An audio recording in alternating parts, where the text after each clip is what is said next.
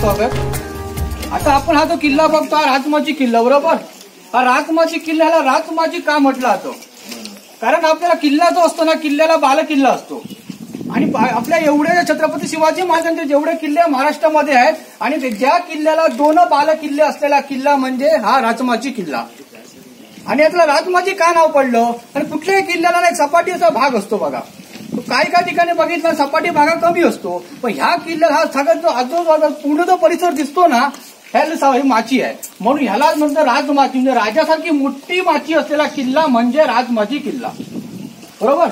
तर ह्याच्यात काय झालं की ह्याचा सुरुवात आहे की तुम्हाला जास्त दुसऱ्या शतकापासून हा बायचाच किल्ला बांधला की छोटी मोठी इथे बांधकाम होतं. हे कसं सांगू शकतो की आपण ज्या घाटात चढल्यावर जी चढंतर होती तर कोंढाणा लेणी आहे. ह्या लेण्या आहेत दुसऱ्या शतकातल्या, त्यामुळे हा किल्ला इथे दुसऱ्या शतकामध्ये असलेला तर 100% मध्ये आपण तुम्हाला सांगू शकतो. पण ह्याच्यावरती अनेक राज्यकर्ते जेवढे कोकणामध्ये जे राज्यकर्ते होऊन गेले तर प्रत्येक राज्यकर्त्याने या किल्ल्यावरती आपलं राज्य स्थापन केलं. आणि ह्याच्यावरती पहिल्यांदा होतं ते निजामशाहीचं राज्य होतं. आणि निजामशाहीचं राज्य होतं ते 1633 मध्ये. आणि 1633 मध्ये मुघल आणि आदिलशाह यांनी एकत्रितरित्या ह्याच्या किल्ल्यावरती आक्रमण केलं आणि निजामशाही बुडवली. तेव्हापासून हा किल्ला जो होता तो त्यांच्याकडे ताब्यात राहिला. हा विजापूरकरांच्या ताब्यामध्ये हा नंतर किल्ला गेला. आणि विजापूरकरांनी याची बरीचशी बांधकामं केली आहेत, पण कुठलं बांधकाम कोणी केलं कसं केलं हे सांगणे इथे कठीण आहे, कारण याचा वैयक्तिक कुठेही इतिहासामध्ये पुरावा नाहीये. आणि आता जे आपण जे पहिलं बसतो, पहिलं एकच पॉईंट तुम्हाला माहिती सांगतो मी हा, की आता ह्या पॉईंटला ज्या बसलो ना, ह्या पॉईंट समोर दिसतं हे मंदिर मध्ययुगात म्हणजे कुठला पेशवे कालखंडामध्ये जी मंदिरं बांधली गेली ती मंदिरं बांधलेली. आता हे मंदिर बांधलं कोणी? आता हे जो मंदिर बांधलं आहे ते आपल्याकडे बघा, हे दंडा राजपुरी म्हणून किल्ला आहे, म्हणजे आपण तो मुरुड जंजिरा म्हणतो, त्या तिथल्या देशमुखाने बांधलेलं हे हेमामंडपी मंदिर आहे. हे मंदिर आणि हे बांधलेलं तलाव हे त्यांनी बांधलेलं आहे. याचा उल्लेख आपल्या तलावामध्ये शिलालेख आहे बघा, त्याच्यावरती आपण बघून हे करू शकतो. आणि हे बांधकामाची मंदिरं बांधण्याची काम ही पेशवे कालखंडात काय झाली तर त्यावेळी त्यांचं पेशवे कालखंडाचं राज्य गेलं बघा. छत्रपती शिवाजी महाराज यांच्यानंतर संभाजीराजे आले, त्याच्यानंतर राजाराम महाराज नंतर ताराराणी नंतर आले छत्रपती शाहू नंतर छत्रपती घराण्यामध्ये राज्य चालवणारा असा कोणी नव्हता. त्यावेळी छत्रपती शाहूंनी हे राज्य पेशव्यांकडे स्वाधीन केलं, पण त्यांना ते पूर्ण राजपद दिलं नाही, फक्त मांडलिकी म्हणून त्यांनी राज्य सांभाळलं. नंतर पेशवे कालखंडात ह्याचं वैभव वाढत गेला आणि पेशवे कालखंडात ब्राह्मणशाही होती. त्यावेळी पेशव्यांनी इथे आपल्या महाराष्ट्रामध्ये अनेक प्रकारची चांगली मंदिरं बांधली. उदाहरणार्थ आपण बघतोय हेमामंडपी मंदिर एक शंकराचं, त्याच्यानंतर आपलं त्र्यंबकेश्वर मंदिर, जी मंदिरं आहे ही पेशव्यांनी बांधलेली आहेत. आणि प्रत्येक मंदिरामध्ये काय ठिकाणी मोठमोठ्या एवढ्या घंटा आहेत बघा. ह्या मोठमोठ्या घंटा कुठून आल्या? शिवाजी अप्पाने ज्यावेळी वसई किल्ला जिंकला आणि वसई किल्ल्याचा रणसंग्राम मारला आणि त्या रणसंग्रामामध्ये शिवाजी अप्पाला तिथे विजय प्राप्त झाला. आणि तिथे वसई किल्ल्यामध्ये मोठमोठ्या घंटा होत्या. ह्या घंट्या कशा तर वसई किल्ला होता पोर्तुगीजांचा घंटा, बरोबर. पोर्तुगीजांचा तिथे किल्ला होता आणि पोर्तुगीज ही घंटा कुठे वापरायचं? चर्चमध्ये वापरायची. चर्चमध्ये पोर्तुगीजांना मोठमोठ्या अशा घंटा होती गरज पडायची. त्यावेळी ही जी घंटा होती त्यावेळी सगळ्या घंटा होता ना हे आपल्या पेशवानी घेतल्या आणि त्याचा त्यांनी काय तर उपयोग केला. तर मोठमोठी जी मंदिरं आपली मेन मंदिरं आहेत, भीमाशंकर म्हणा, कुठली मंदिरं आहेत ना, तर प्रत्येक मंदिरामध्ये त्यांनी मोठमोठ्या घंटा लावलेल्या आहेत. हे पेशवे कालखंडातल्या आहेत. आणि काहीशा घंटा ह्या कोकणामध्ये पण आहेत बघा. कुठं रामेश्वर मंदिर हे कोकणामध्ये कुठे येतं तर ज्या आम्ही विजयदुर्ग किल्ला बघतो, विजयदुर्ग किल्ला बघताना ना आपण मागे येतो तर रामेश्वर मंदिर आहे. या मंदिरामध्ये ही पेशवानी बांधलेली मोठी घंटा आहे. तिथे 1719 असं त्या घंटेवरती नाव लिहिलं आहे. मग हे झालं ह्या पॉईंटची. आता पुढचा तो इतिहास छत्रपतींचा इतिहास ह्या किल्ल्याबद्दल काय हे तुम्हाला टप्प्याटप्प्याने असं तुम्ही 4 सत्तांचा तुम्हाला आहे ना तो पुढचा इतिहास मी तुम्हाला तिथे सांगतो. चौलच्या मंदिरामध्ये आपण पाहिलेली घंटा ती पण तिथलीच आहे. ती पण तिथलीच आहे. अजून कोणाचा काय प्रश्न काय नाही ना? आपण अजून अलिबागला पण एका मंदिरात पाहिजे होती, बरोबर ना? तो चौलचा किल्ला, बरोबर. आणि काही वरती ना सहसा लिहिलेलं आहे 1719, 1708 हा जो कालखंड हा पोर्तुगीज कालखंड येतो. हा पोर्तुगीज कालखंड हा आपल्या इंग्लंडपेक्षा जास्त आहे.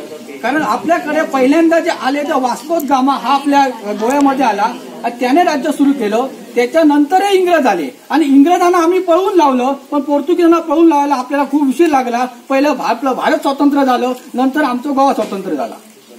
त्यामुळे आम्ही नंतर स्वातंत्र्य झालो, तुम्ही सगळ्यात पहिले स्वातंत्र्य झाला. चला.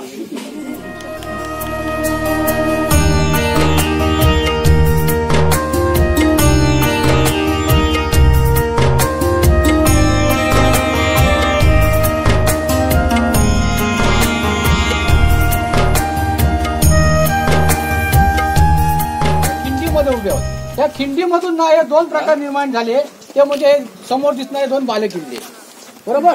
ह्याच्यामध्ये काय होतं, ज्यावेळी आपल्या भारतावर आणि आपल्या महाराष्ट्रावर हे यादवांचं राज्य होतं आणि या यादवांच्या राज्यामध्ये ना आपल्या रामदेवराय यादव यांची देवगिरीवरती राजधानी होती आणि या देवगिरी राजधानीमध्ये असताना या भारतामध्ये किंवा महाराष्ट्रामध्ये त्यांचं चांगलं पण हिंदुत्वाचं राज्य चालू होतं. आणि अशाच वेळी अलाउद्दीन खलिजाने आपल्या महाराष्ट्रावरती आक्रमण केलं आणि आपल्या रामदेवरायाला हरवलं आणि आपला महाराष्ट्र हा मुसलमान राजवटीमध्ये एक आपला निघून घ्यायला लागला. आणि अशा वेळी 19 फेब्रुवारी 1630 यावेळी शिवनेरीवर एक ज्योत प्रगटी, ते म्हणजे छत्रपती शिवाजीराजे. आणि या शिवाजीराजाने हिंदवी स्वराज्याची स्थापना केली, ती आहे 1647. 1647ला त्याने जगदीश्वराच्या मंदिरामध्ये, आपल्या रामेश्वराच्या मंदिरामध्ये त्यांनी स्थापली की स्वराज्याची प्रतिज्ञा घेतली आणि स्वराज्य ते निर्माण करत गेले. आणि निर्माण करताना पहिला कुठला भाग घेतला तर हा पावन मावळ.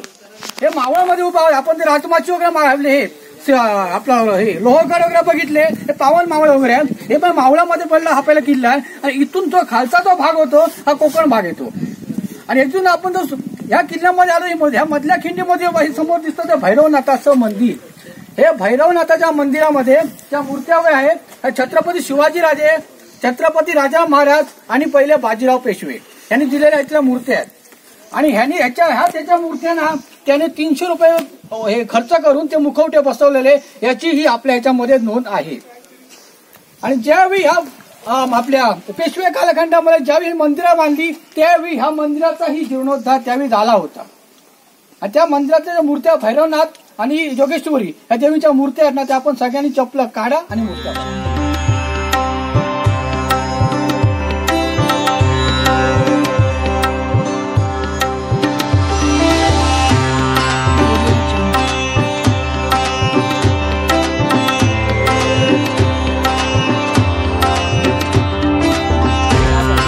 त्याने काय केलं, अमराना ह्याचं वरदान मागितलं.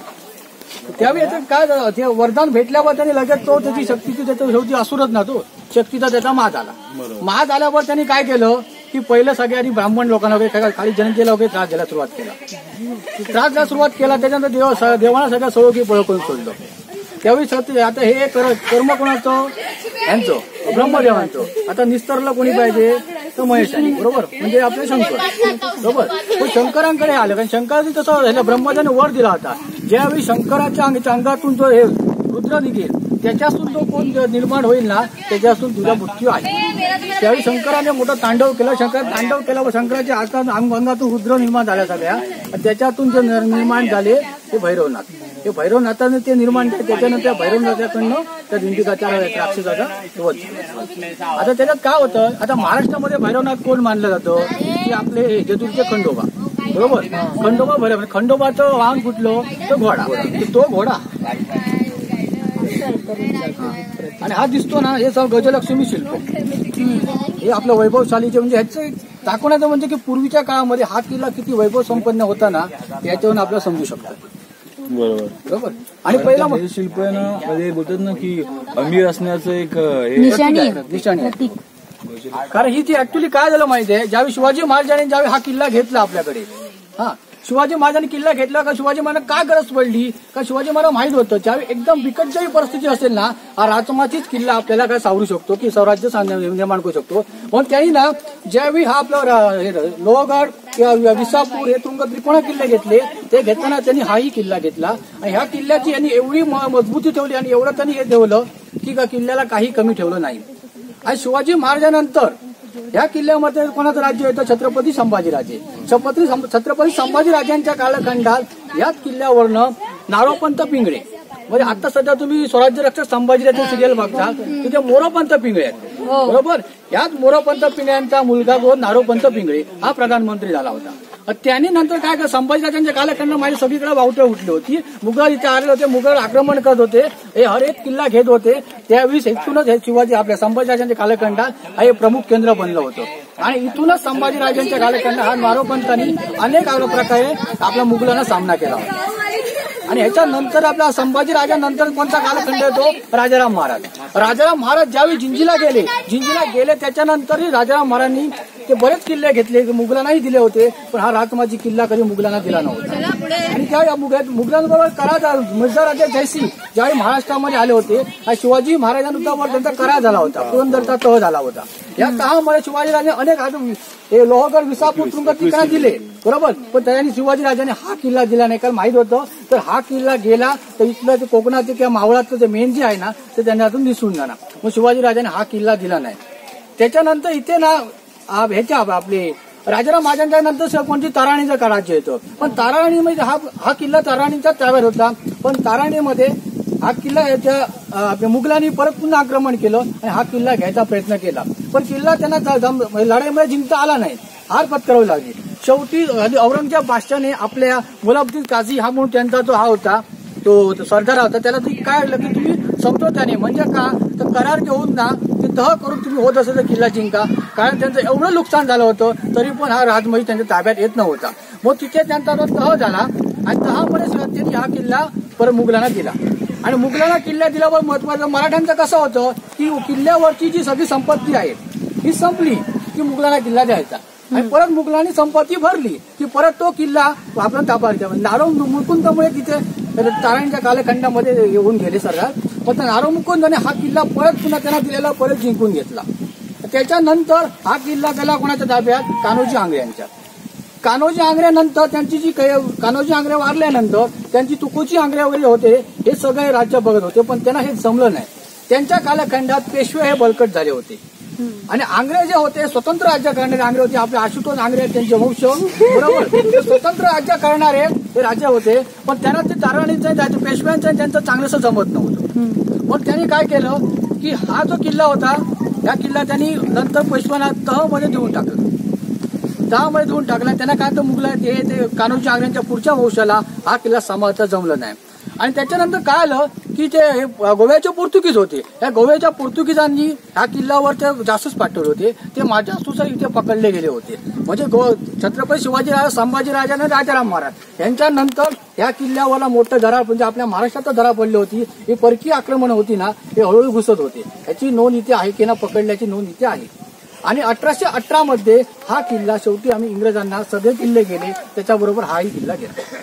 आणि याच किल्ल्याचा हा मागे जो बघतो, बरोबर, हा श्रीवर्धन किल्ला. आता श्रीवर्धन पूर्वीच्या काळात पत्र जुनी पत्र आहेत ना, वर्धन आणि मनोरंजन अशाच किल्ला. हा तर श्रीवर्धन नाव कसं झालं तर श्रीवर्धन हे आपले पेशवे होते, आपल्या ह्याच्यातले होते, श्रीवर्धनचे होते, बरोबर, बल्लाळ म्हणून ते पेशवे श्रीवर्धनचे. पण त्यांनी आपलं कुठेतरी काय ते व्हायला पाहिजे म्हणून त्यांनी काय केलं, ते नाव श्रीवर्धनचं नाव ह्या किल्ल्याला दिलं. मग श्रीवर्धन हा किल्ला तेव्हा झाला. पहिला नुसता वर्धन किल्लाच होता आणि नंतरच्या काळात ताराणींच्या काळात नंतरच्या शाहू महाराजांच्या कालखंडात हे दोन्ही किल्ले स्वतंत्र असतील असे त्यांचा उल्लेख. आणि दोन्ही किल्ल्यावरती वेगळा त्यांनी किल्लेदार नेमला होता. नंतर किल्ले स्वतंत्र झाले.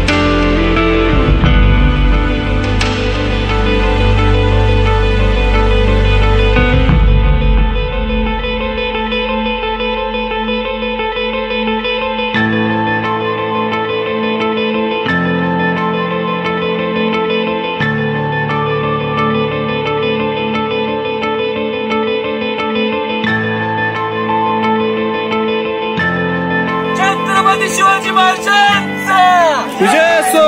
छत्रपती संभाजी महाराजांचा राजमाता जिजाऊ साहेबांचा छत्रपती